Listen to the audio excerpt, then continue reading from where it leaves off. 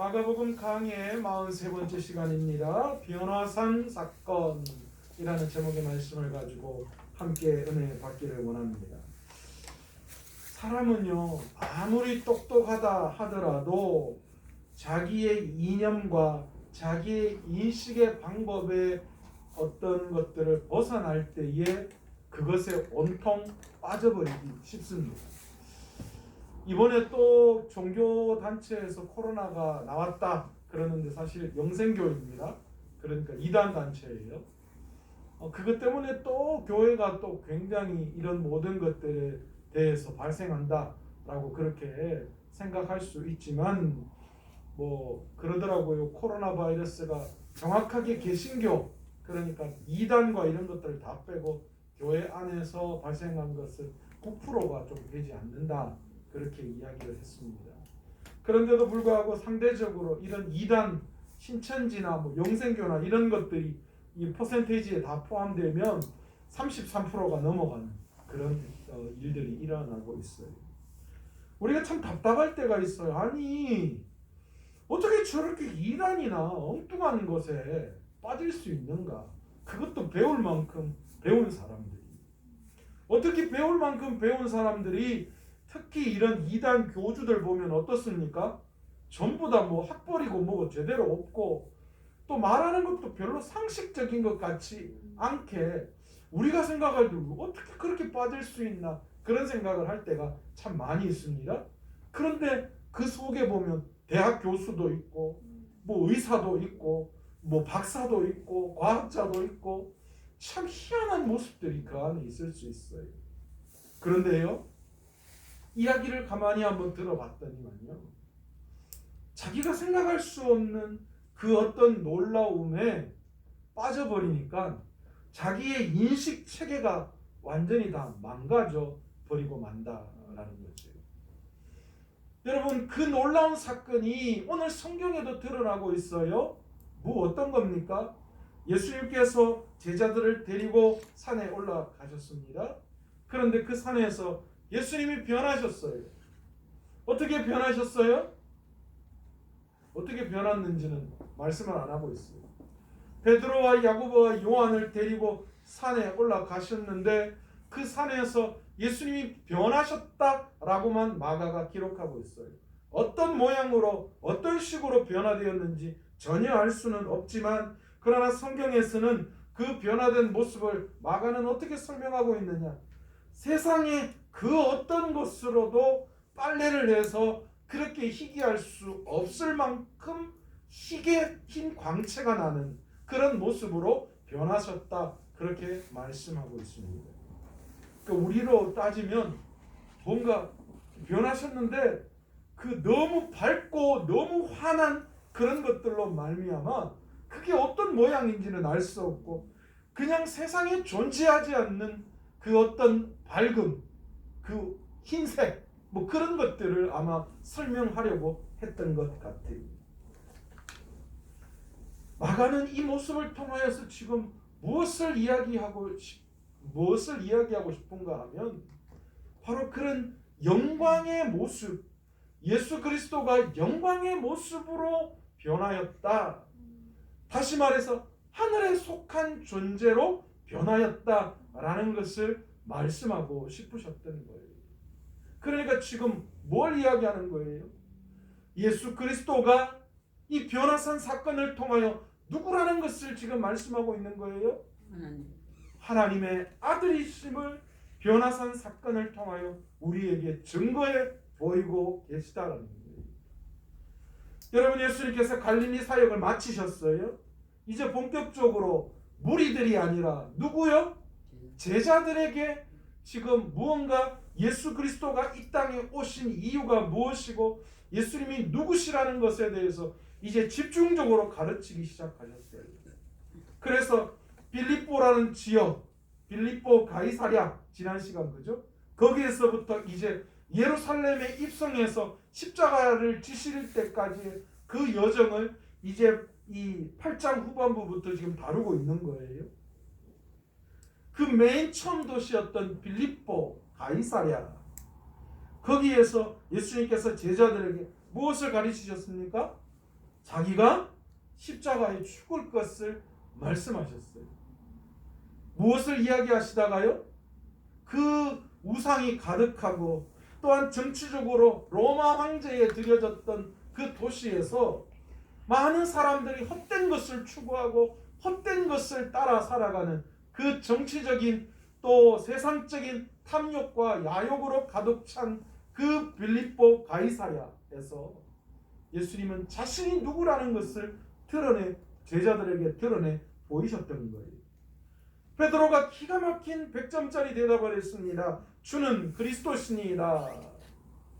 그런데 여러분, 베드로의 이 고백은 그리스도라는 개념을 잘 정의 내리지 못한 상태에서 한 이야기라고 말씀을 드렸습니다. 베드로의 이 그리스도라는 개념 속에는 하나님의 관점이라기보다도 무슨 관점요?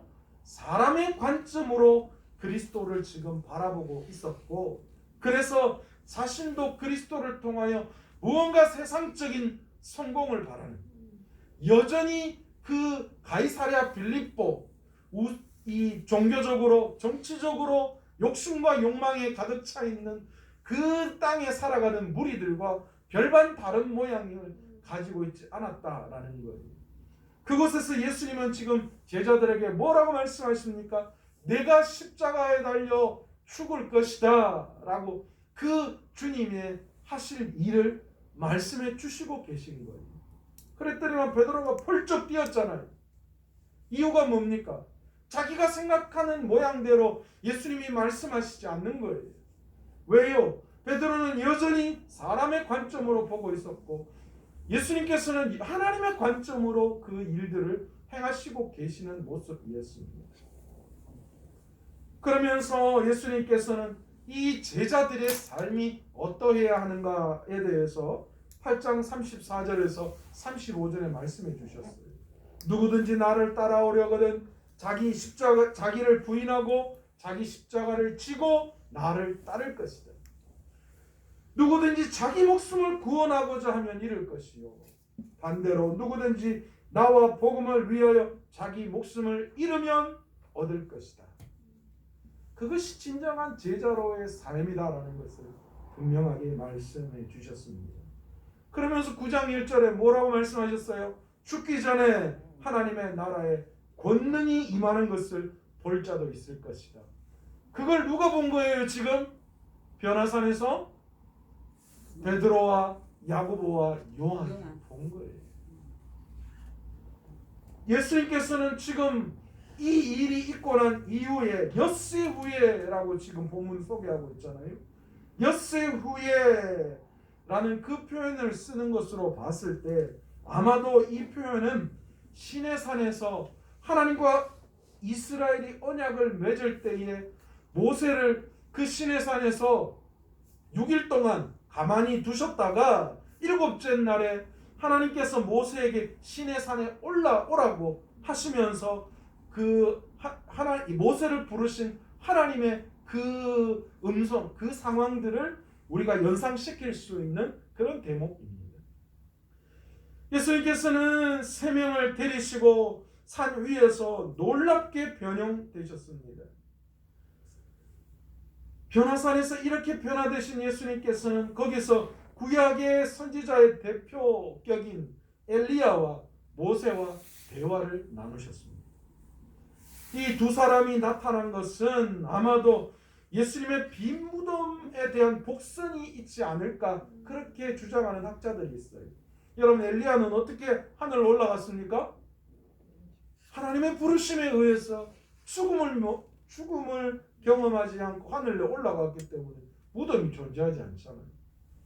모세도 마찬가지입니다. 모세는 물론 하나님이 불러 올라가셨는지 어떻게 하셨는지 모르겠지만, 그러나 오경의 자료로 봤을 때 모세가 어떻게 죽음을 맞이했고 어떻게 무덤이 있고 그런 기록들이 사실은 자세하게 기록되어지지 않고 있다라는 것이죠. 마가는 구약에 언급한 이 엘리야가 먼저 와서 모든 것을 회복하리라 라는 이 말라기 4장 5절의 말씀처럼 예수 그리스도께서는 바로 구약에 예언되어져 있는 이 땅에 메시아가 오실 것이다 라고 말씀하고 계시는 바로 그 메시아가 예수 그리스도이심을 드러내어 이 변화산 사건을 통하여서 우리에게 제시해 주고 있으신 것입니다. 옷에서 나는 강렬한 광채 때문에 베드로는 두려움을 느낄 수밖에 없었을 거예요. 거룩함을 체험한 자들은요, 느끼는 그 어떤 두려움이 있어요. 하나님을 인격적으로 만나고 하나님의 그 놀라움을 깨달은 자는요, 하나님 앞에 절대 교만할 수 없어요. 하나님을 경홀히 여길 수 없어요. 하나님의 합자만 나와도 심장이 뛰고 두려운 마음이 드는 것이 사실이에요. 여러분, 하나님은 사랑의 하나님이시지만 하나님은 공의의 하나님이심을 우리가 알아야 합니다. 하나님의 영광을 바라본 자들은 결코 하나님을 볼 수도 없고, 하나님의 영광을 한번 간접적으로 경험한 사람은 그 하나님의 위대한 두려움에 빠질 수밖에 없게 되는 것이죠. 베드로가 그랬던 것 같아요. 베드로가 지금 뭐라고 이야기합니까? 예수님이 변하시고 엘리야와 모세와 함께 이야기하시는 그런 모습들을 보고는 베드로가 초막 셋을 여기서 짓겠습니다. 그렇게 이야기합니다. 여기가 좋습니다. 그렇게 이야기하는 거죠. 아마 광야에서 이스라엘 백성들이 장막에서 살면서 하나님의 영광을 바라보았던, 하나님께서 구름기둥과 불기둥 아래에 이스라엘 백성과 함께 하신 그 어떤 것들, 예를 들면 초막절 이런 것들을 떠오르게 하는 거예요. 아마도 이 베드로는 그런 모습을 상상했을 거예요. 그래서 여기가 좋사오니 초막셋을 지어서 여기서 살겠습니다. 그렇게 이야기하는 거예요. 지금 베드로는 하나님의 영광 때문에, 예수님이 변화하신 그 모습, 그 영광 때문에 지금 너무 두려워서 자기가 무슨 이야기를 하는지도 모르고 그냥 막 이야기를 지금 하고 있는 거예요. 그때 놀라움이 나타나죠. 구름 사이에 하나님의 음성이 들립니다. 무슨 음성입니까? 이는 내 사랑하는 아들이니 너희는 그의 말을 들으라 라는 하나님의 음성이 됐습니다. 여러분, 이 말씀은 사실 시편 2편 7절과 신명기 18장 15절의 말씀을 인용한 건데요. 이 시편의 말씀은 왕의 대관식 때 불렀던 노래이고, 신명기의 말씀은요, 이 하나님께서 모세와 같이 선지자를 세울 때에 그때의 그 말씀이라고 우리는 보고 있습니다. 하나님께서는 이를 통하여 지금 예수 그리스도께서 구약에 예언된 그리스도이심을 우리에게 분명히 말씀해 주고 계시는 거예요. 그러면서 너희가 바로 그 예수 그리스도를 따라야 한다는 것을 분명하게 말씀하는 거예요. 베드로는 여기가 좋습니다. 다른 거 어떤 것도 필요하지 않습니다 라고 이야기하고 있지만, 그러나 예수님께서는 특별한 어떤 것들을 나타내시기를 원하십니다. 하나님도 그러기에 그 뜻을 따라야 한다, 그렇게 말씀해 주고 계시는 거죠. 마가는 예수님께서 하나님의 아들이심을 사실 복음서의 서두와 중간과 그리고 마지막에 분명하게 명시하고 있습니다. 어리석고 눈먼 사람들이 보기에는 예수님이 그리스도라는 칭호에 걸맞는 영광을 갖고 계시지 않았기 때문에 예수님을 그렇게 보지 않았어요. 그렇잖아요. 그들은 생각하기로 최소한 그래도 하나님의 아들이고 이 땅의 주인이시라면 영광 가운데 위대한 세상의 모습 가운데에 나타나셔야 하지 않느냐. 예를 들자면 큰 제국의 왕으로, 로마, 당시에는 로마가 가장 큰 곳이었으니까 로마의 황제로 예수님이 태어나셔야 되지 않겠느냐, 그런 생각이 여전히 있었을 거예요. 그러나 예수님은 보잘것없는, 세상적으로는 보잘것없는 그런 모습, 그러니까 그리스도라고 칭함을 받을 거기에 걸맞는 그 어떤 영광의 모습도 나타나지 않았습니다. 어리석은 자들의 눈으로는 그렇게밖에 보이지 않았어요. 그러나 예수님은 누구도 영광스럽다고 생각하지 않았던, 가장 그 당시에 최고의 형벌로 작용했던 그 십자가를 통해서 세상이 상상할 수조차도 없는 영광을 우리에게 세상에 드러내셨던 것입니다. 예수님께서는 변화산에서 내려오시면서 제자들에게 인자가 죽은 자 가운데서 살아날 때까지 그날 그 산에서 본 것을 아무에게도 말하지 말라, 그렇게 말씀합니다. 여전히 지금 마가복음에 이 비밀 사건에 대한 그 내용들이 포함되어져 있습니다. 이스라엘의 역사를 보면 선지자는 어리석은 백성들에 의해 멸시의 대상이 되곤 했습니다. 여전히 예수님도 마찬가지셨어요. 예수님도 지금 멸시의 대상이셨어요. 그렇기에 예수님께서는 제자들에게 변화산 사건을 부활 이전에는 아무도 너희들이 아무리 이야기해도 믿지 않을 것이다, 그렇게 생각하셔서 너희 그냥 조용히 하고 있는 게 더 나아. 자연적으로 내가 십자가에서 죽음을 이기고 부활할 때에 그때부터 너희의 이야기가 통할 것이다, 그렇게 생각하셨더라. 그게 실질적으로 예수님의 계획이셨고요. 또한 예수님의 영광에 대해 제자들이 아무리 증언해 보아도 영적 눈이 감긴 유대인들이 그것을 받아들일 리가 없었기 때문입니다. 도리어 복음을 전하는 장애가 될 수밖에 없었던 것이죠. 근데 놀라운 것은요, 죽음과 부활, 곧 예수님께서의 그 십자가는 죽음과 새로운 탄생의 개념이 그 속에 지금 주님께서 지금 십자가를 지시기 위해서 걸어가시는 그 길의 개념 위에 여전히 포함되어져 있다라는 것이죠. 예수님께 고난은 새로운 탄생을 위한 과정에 불과했던 것입니다. 제자들은 예수님께서 그리스도라면 먼저 온다고 한 엘리야가 와야 되지 않겠느냐, 당신이 하나님의 아들이시고 구약에 하나님이 말씀하신 그 메시아라면 엘리야가 먼저 와야 되는데 도대체 그럼 그 엘리야가 누구냐라는 질문을 하고 있습니다. 그런데 사실 세례 요한, 그가 낙타 옷을 입고 가죽띠를 띠고 사역함으로써 자신이 엘리야임을 충분히 드러냈습니다. 그럼에도 엘리야가 누구인지 모르고 있으니 제자들을 포함한 유대인들이 얼마나 어리석고 눈이 멀어 있는지 오늘 우리는 본문을 통하여 잘 알 수 있습니다.